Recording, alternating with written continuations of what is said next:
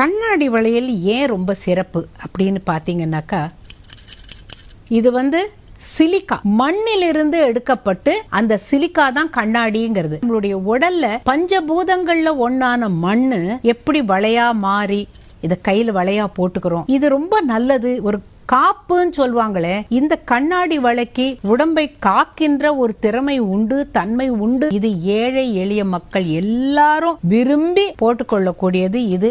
அதே போல மண்ணிலேந்து எடுக்கிற அந்த சிலிக்காவிலேயே பாசிமணின்னு ஒண்ணு செய்வாங்க. சின்ன சின்ன பாசிமணி, காதோல கருகமணி வைக்கிறோமே, அது கூட மண்ணிலேந்து எடுக்கிறது தான்.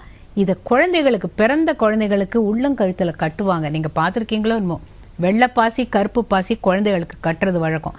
அந்த சிலிக்கா உடம்புல பட்டா நல்லதுங்கிறதுக்காக. நம்மளுடைய முன்னோர்கள் எங்க படிச்சாங்க, எவ்வளவு படிச்சாங்கன்னு தெரியாது. ஆனா அவங்க சொல்லுகிற ஒரு விஷயமும் அர்த்தம் உள்ளது.